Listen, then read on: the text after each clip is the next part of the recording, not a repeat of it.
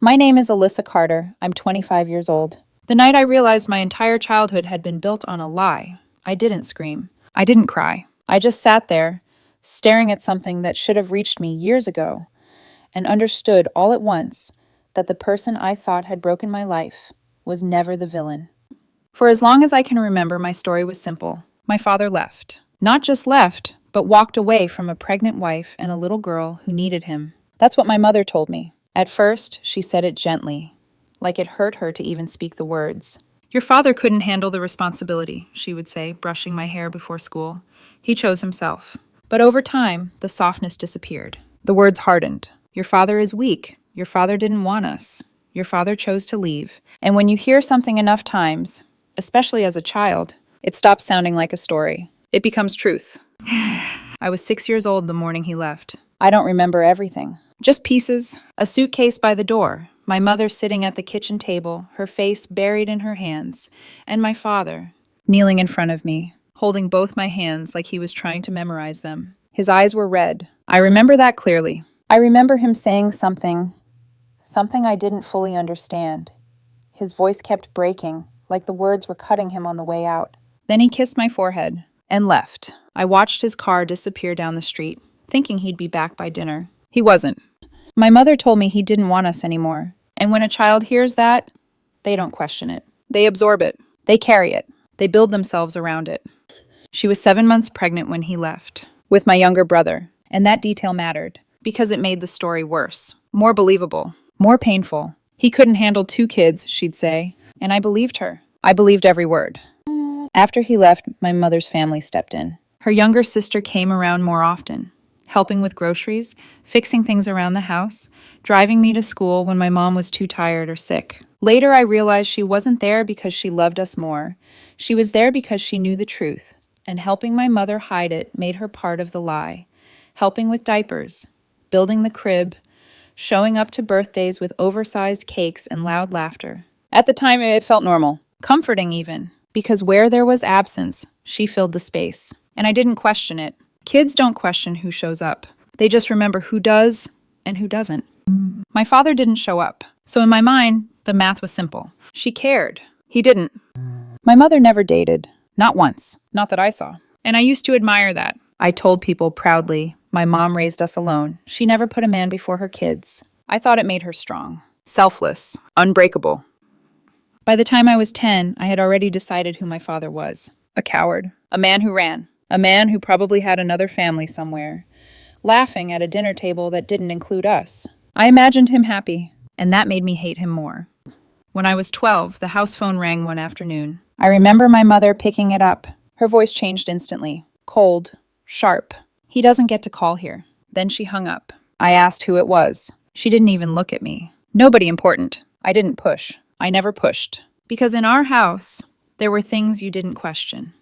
When I was 13, my school hosted a father-daughter dance. My best friend asked me who I was bringing. I told her my dad was dead. He wasn't. But saying that felt easier than explaining that he had chosen not to stay. Or worse, that I wasn't enough to make him stay.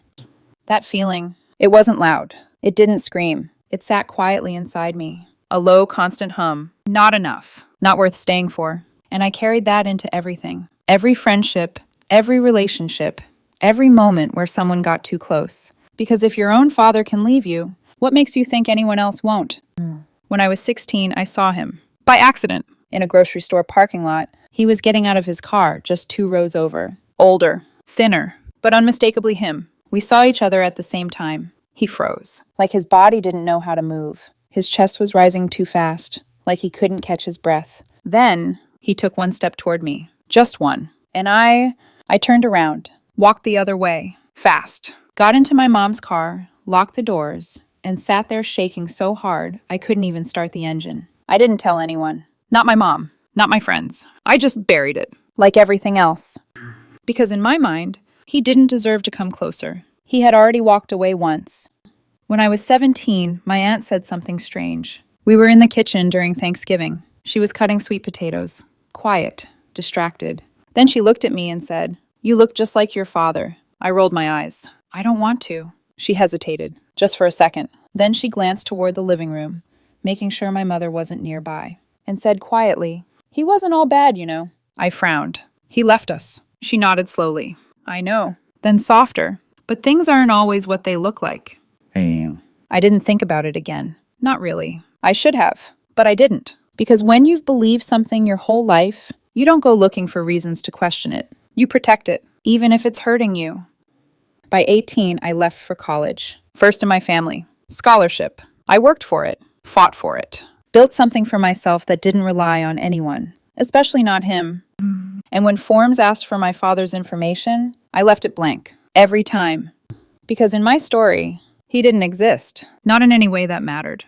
I was so sure of that. So certain. So grounded in the version of truth I had been given, that I never once stopped to ask, what if it wasn't true? 3 months ago, everything I believed started to fall apart. And it began with a message from someone I didn't even know.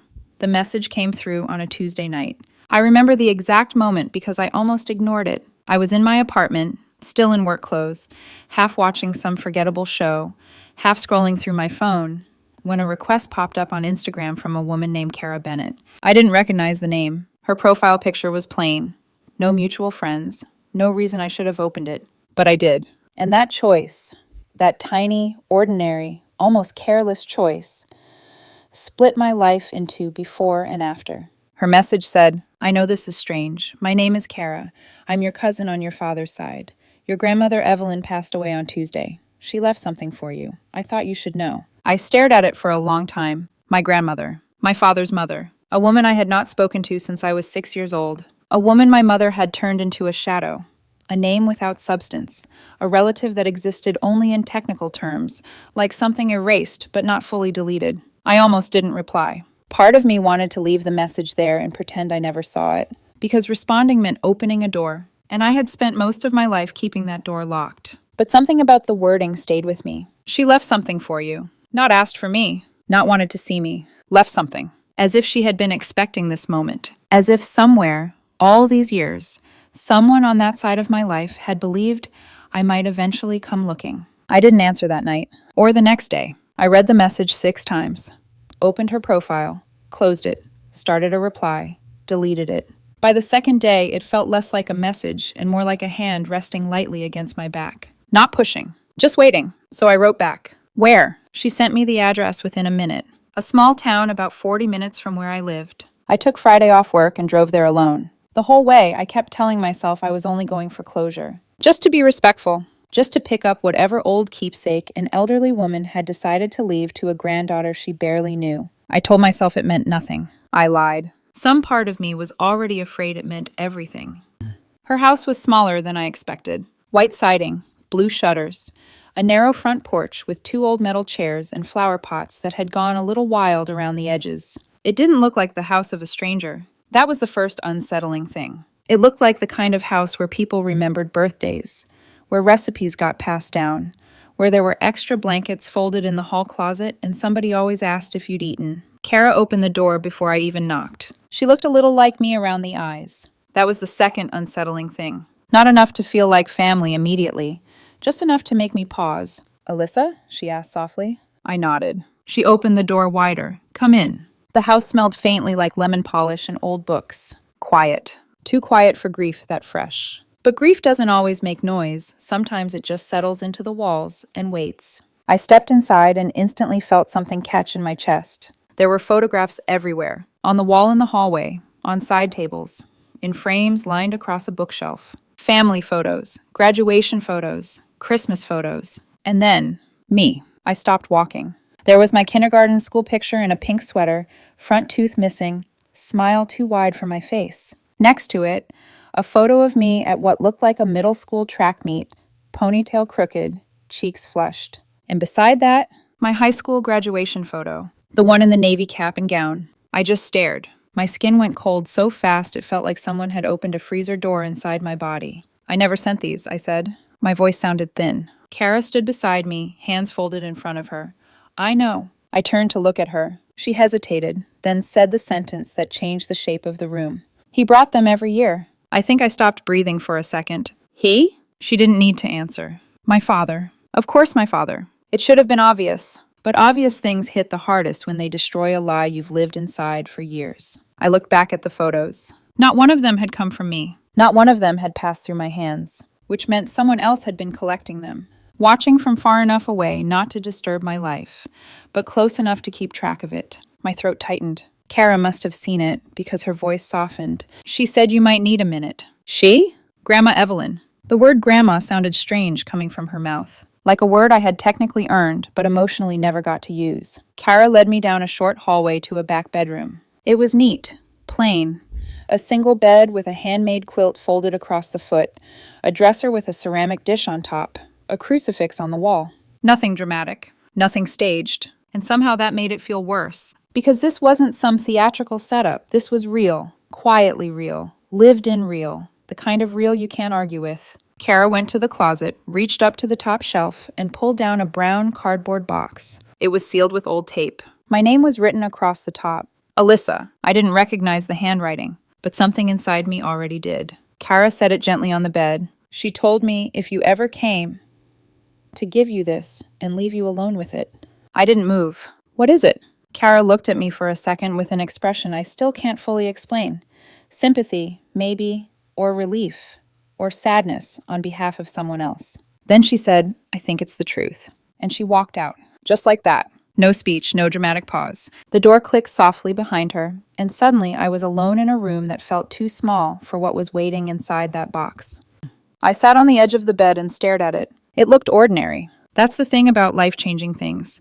They almost never announce themselves properly. No lightning, no music, just cardboard, tape, a name written in black ink. My hands were already shaking before I touched it. I peeled the tape back slowly, each pull louder than it should have been in that quiet room. Inside were letters, stacks of them, rubber-banded in bundles, cream envelopes, some worn at the corners, some with dates written across the front, all addressed to me, not mailed, just kept. I picked one up, then another, then I counted. 23. 23 handwritten letters, one for every year since he left. My father had written to me every year, every year. I sat there staring at the stack, and for a moment my mind simply refused to process it. Because men who leave don't do that. Men who don't care don't sit down year after year and write letters to daughters they don't expect to answer. Men who disappear don't preserve time and ink. Unless they didn't disappear. Unless someone disappeared them. The thought hit so hard I had to put both hands flat on the bed to steady myself. I picked up the first letter.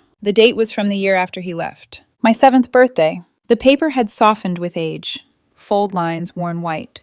The kind of wear that comes from being opened and handled, maybe read more than once by the person who wrote it before he gave it away for safekeeping. I unfolded it. The first line blurred immediately because my eyes had already filled. Happy birthday, baby girl. I swallowed hard and kept reading. He wrote that he wanted to see me in person, that my mother had asked him not to come to the house, that he understood why she was angry, that he needed me to know he had not left because of me, not because of me. I read that line 3 times, then 4. I had spent almost 2 decades with a bruise in the center of my chest that never fully healed, and here was a sentence written years ago, pressing directly against it. I did not leave because of you. My hands started trembling so badly the paper made a dry, rattling sound in the silence. He wrote that something had happened that broke him. That one day when I was older, he would explain. That he loved me more than I knew. Signed simply, Dad. Not Warren, not your father, not anything formal or wounded. Dad. Like he had never given up the right to call himself that. I cried then. Not loudly, not dramatically. Just a silent, stunned kind of crying that feels less like emotion and more like your body finally admitting what your mind can't outrun. I read the second letter, then the third. Time stopped meaning anything. In one, he wrote about driving by my elementary school just to see kids getting out and wondering which laugh was mine. In another, he described how he imagined me on my first day of middle school, too brave to look scared, trying to act older than I felt. He apologized over and over for not being there. But never once in the letters I read first did he sound like someone who had stopped loving me. He sounded like someone standing outside a locked door with bleeding hands. By the 6th letter, my breathing had changed. Shorter, shallower, because the shape of the truth was beginning to emerge, and I could feel that it was ugly. Really ugly. I opened the one marked with my 12th birthday, and that was when my world stopped being recognizable. The letter was longer than the others, 4 pages.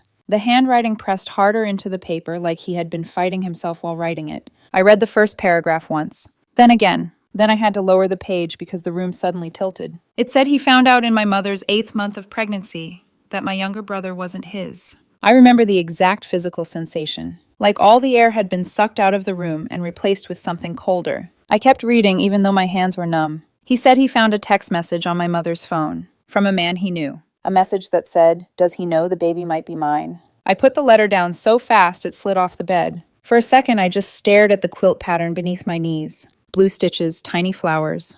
My vision tunneling. No, that couldn't. I reached for the pages again. He had confronted my mother. She admitted the affair, said it happened once, but he'd already seen enough messages to know it had been going on longer. Much longer. In his own house. While he was working late shifts. While he was building the nursery. While he was preparing for a baby he thought was his. I felt nauseous. Actually nauseous. Not emotional nauseous. Physical. My stomach clenched so hard I had to press a hand against it. He wrote that she begged him to stay. Asked him to raise the baby as his anyway. Said nobody had to know. Said her sister would back off. Said it was over. Then came the line that made me stop breathing again. I asked her one question. Was it over before she got pregnant or after? She didn't answer. That was my answer. I closed my eyes. My mother.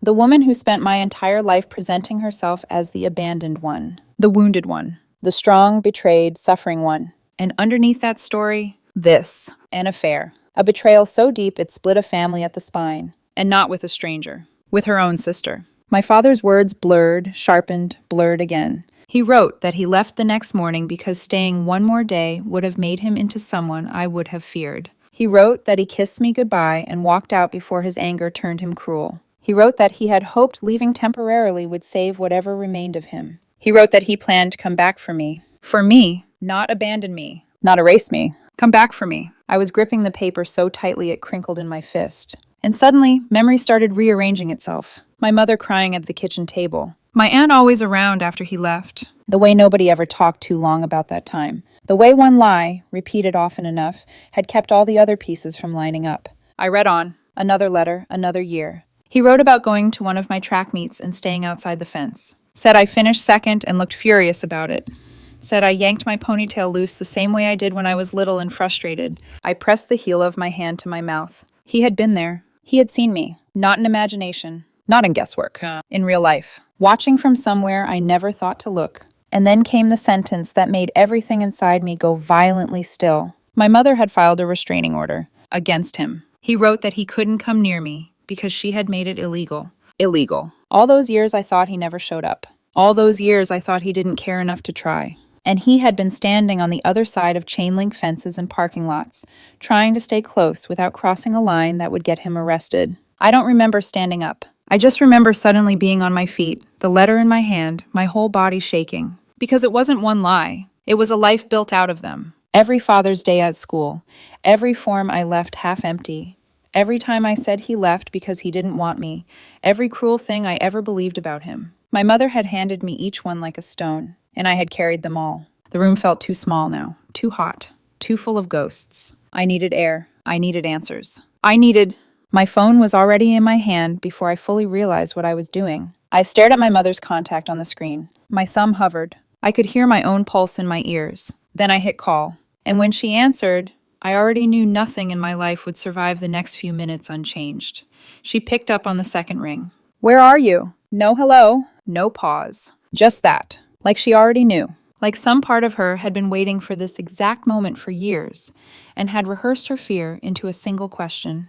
I'm at Evelyn's house. Silence. Not the kind of silence where someone is thinking about what to say. The kind where their entire body locks up. I could hear it. The shift in her breathing. The tightness. Like something inside her had just snapped into place. What are you doing there? She asked, her voice thinner now. Controlled. I found the letters. Another silence. Longer this time. Then, what letters? I closed my eyes. Mom, don't. That was all it took. She started crying instantly. Not gradual. Not confused. Immediate. Like she had been holding it right under the surface, ready to release the second the truth came too close. Alyssa, I can explain. Isaiah isn't his. The words came out flat. No tremble. No hesitation. Just fact. Her crying hitched. Broke. Turned into something sharper. Let me explain. You told me my father abandoned us. My voice was rising now, whether I wanted it to or not. You told me he didn't want us. You told me he walked away from a pregnant wife and a 6-year-old daughter because he couldn't handle responsibility. Alyssa, I was scared. You filed a restraining order. That stopped her. Completely. Like the sound itself had cut the air out of her lungs. You made it illegal for him to come near me, I continued, my grip tightening around the phone. You let me believe for 19 years that he never showed up, that he didn't care enough to try, and he was in parking lots, watching me through fences. My voice cracked on that last word. Fences. The image burned. Him standing there. Close enough to see me. Too far to touch me. Because of her. I was protecting you, she said quickly, the words tumbling over each other now. You don't understand the position I was in. I was pregnant. I was alone. You weren't alone. I cut her off. You had a husband who loved you. Silence. You chose another man over your husband, I said, each word landing harder than the last. Then you chose lying over honesty. Then you chose controlling the story over letting me know who my father actually was. Her breathing turned ragged. I was afraid, she whispered. If you knew the truth, you would have chosen him. I laughed. A short, hollow sound that didn't feel like it came from me. You didn't give me a choice. That landed. I could feel it, because her voice broke again. I didn't want to lose you. You didn't lose me, I said quietly. You erased him. And in doing that, you erased half of me. The silence that followed wasn't empty. It was full. Full of everything she couldn't defend. Everything she had built, cracking under its own weight. I did what I thought was best, she said finally. I closed my eyes. No, I whispered. You did what was easiest. She started crying again. But this time, it didn't move me. Because for the first time in my life, her tears didn't feel like truth. They felt like strategy. I need you to answer one question, I said. She sniffed, trying to regain control. Okay. Do you still talk to her? A pause. Too long. My stomach dropped. Mom! Sometimes. Sometimes. After everything. After the lies. After the restraining order. After 20 years of rewriting reality. She still talked to the person who helped destroy my father's life. Something inside me went completely still, like a door closing quietly, but permanently. I'm done, I said. Alyssa, please. I'm done. And I hung up. I sat in my car for 45 minutes. Didn't start the engine. Didn't move. Just stared at nothing. Letting everything rearrange itself. Every memory. Every belief. Every version of my childhood I had ever trusted. It all shifted. And when it settled again, it didn't look anything like the life I thought I had lived. The number was at the bottom of the second to last letter, written smaller than the rest of the text, like he hadn't wanted to push it. Just leave it there, in case. This number will always work, whenever you're ready. My hands were shaking again when I dialed it. It rang once, twice, 3 times. Then, hello? His voice, older, rougher, but unmistakable. My throat closed. For a second, I couldn't speak. All the things I had imagined saying over the years, gone, replaced by something much simpler, much smaller. Dad? Silence. 5 seconds. 6, 7. I could hear his breathing. Sharp. Uneven. Then, a sound. Not words. Not even a sob at first. Just something breaking. And then it came. Full. Uncontrolled. A grown man crying, like something he had held in for years, had finally been given permission to exist. I pressed my hand over my mouth. I read the letters, I said, my voice shaking now. All of them? Yes. Another breath. Unsteady. I'm sorry I couldn't tell you sooner. The apology hit me like a physical force. I shook my head, even though he couldn't see me. You have nothing to be sorry for. I missed your whole life, he said. The pain in that sentence. Not dramatic. Not loud. Just absolute. I know, I whispered. And I'm so sorry. For what? For everything I thought about you. My voice broke. For every time someone asked about my dad and I said you were a deadbeat. For every time I hated you. For the grocery store. A pause. You remember that? I walked away from you. I squeezed my eyes shut. You took a step toward me and I walked away. And you couldn't follow me because of something that should have never existed. He was quiet for a long time. Then he said softly, You were 16. Another breath. You believed what you were told. A pause. I never blamed you. Not once. That was it. That was the moment something inside me finally broke open. Because all those years, I had believed he chose to leave me. And the whole time, he had been choosing me. Just in a way I couldn't see. I drove to see him the next day. 3 hours. I don't remember most of the drive. Just the feeling. Like I was moving towards something that had always been mine. And I had just never been allowed to reach. His apartment was small. 2nd floor. Quiet building. Nothing special. But when he opened the door, everything stopped. He looked older. Of course he did. More gray, more lines, a little thinner. But his eyes, the same, exactly the same. And suddenly, every wall I had built for 19 years collapsed at once. We didn't say anything at first. We just stood there, looking at each other like we were trying to bridge 2 decades in a single moment. Then he stepped forward, slowly, like he was giving me time to stop him. I didn't. And when he hugged me, it didn't feel new. It felt familiar, like something my body had been waiting to remember. We sat at his kitchen table for 6 hours, and he told me everything. The affair, how long it had been going on, how it started, how he found out, how he confronted her, how he left before his anger turned into something worse. Then the part I had not known at all. He didn't just leave. He fought. He went to a lawyer, filed for custody of me. His daughter wanted to take me with him. My chest tightened. What happened? I asked. He gave a small, tired smile. The court said taking you away from your mother would cause emotional harm. Of course they did. They gave me visitation, he continued, every other weekend. I leaned forward. Then why didn't I? Because she made sure you never knew. My stomach dropped. She'd schedule things on my weekends, he said. Parties, sleepovers, school events, and if I showed up, he hesitated. She called the police. The room felt colder. After a few reports, she filed for a restraining order. There it was again. That word. Heavy, permanent. I spent 4 years fighting it, he said quietly. Spent everything I had. How much? He hesitated. 23,000. I blinked. On a factory salary. For the chance to see you. My throat tightened. I sold my truck, took the bus to work, ate whatever I could afford. He shrugged lightly, like it was nothing. Like sacrificing everything to stay in your daughter's life was just normal. I lost. The word sat between us. Simple. Final. Because the system had believed her. And once that happened, he didn't just lose the case. He lost access to me. Completely. I could have told everyone the truth, he said.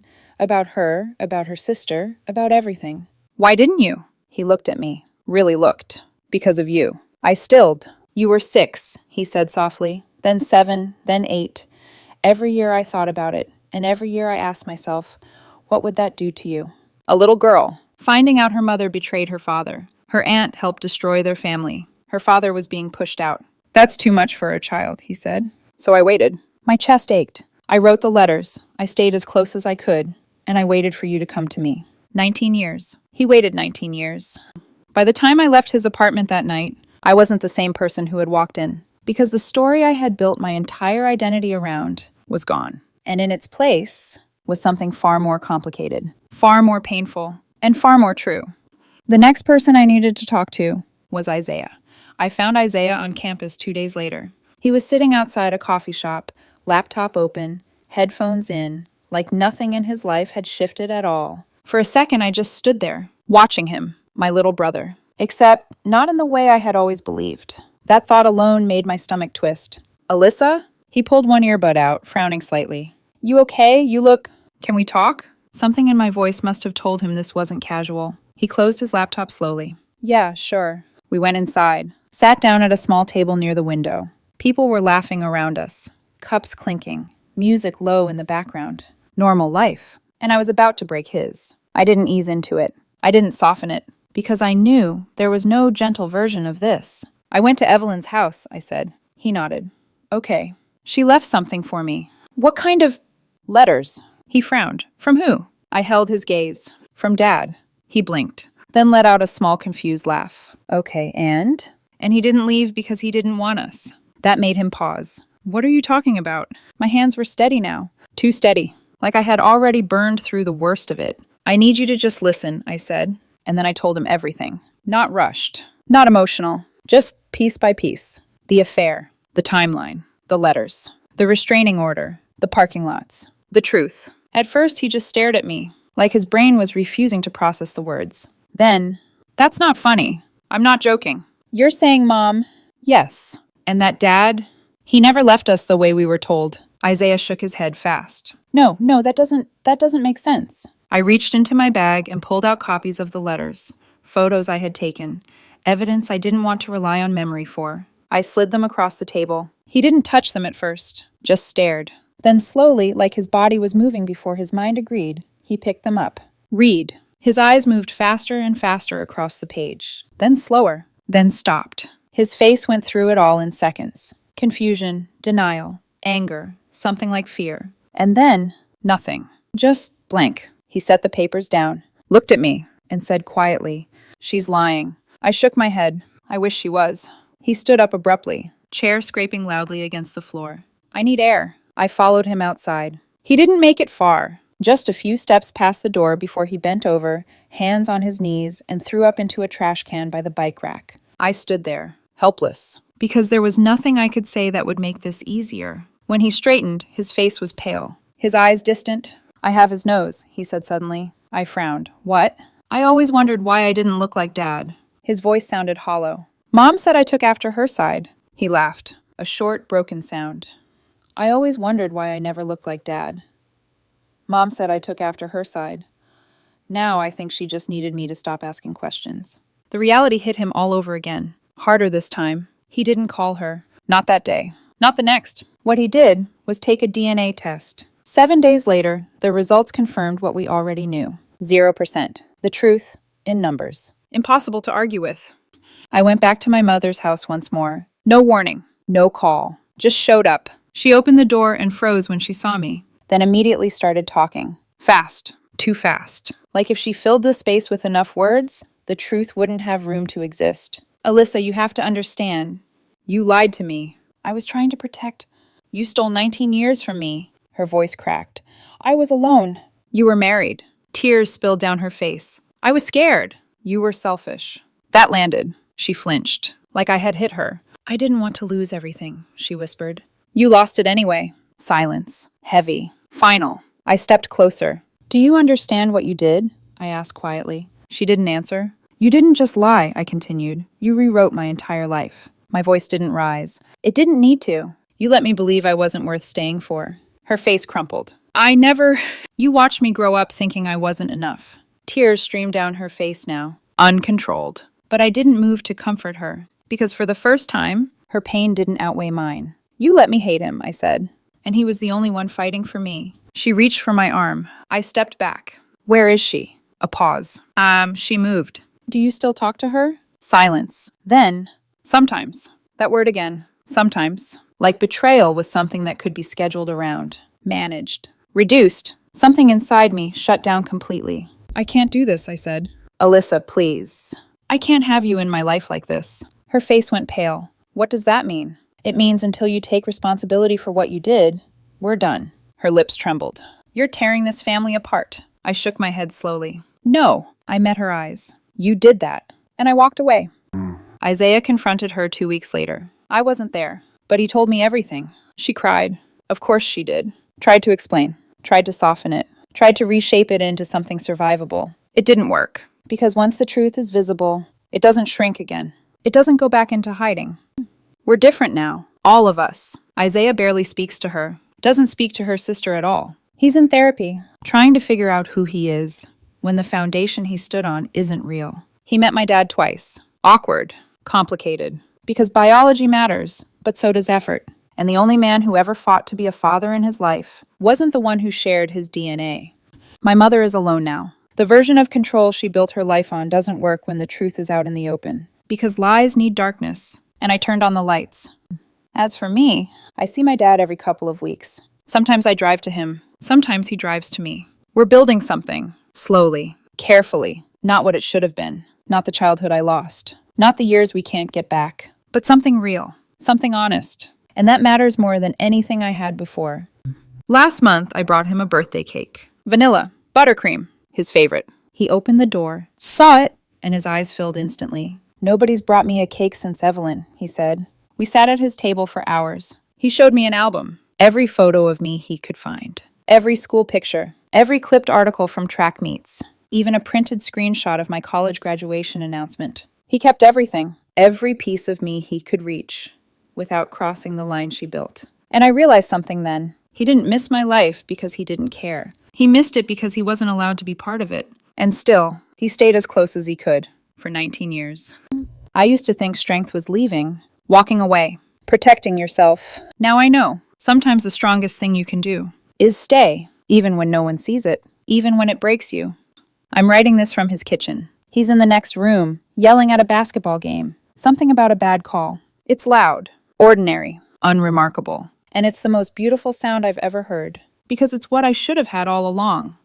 If you grew up believing one parent didn't want you, ask questions. Ask more than once. Look past the version of the story you were given. Because sometimes, the person you were taught to blame was the one who never stopped loving you. You just weren't allowed to see it. 19 years of letters. Parking lots I never noticed. A father I thought was gone, standing right on the other side of the fence, waiting.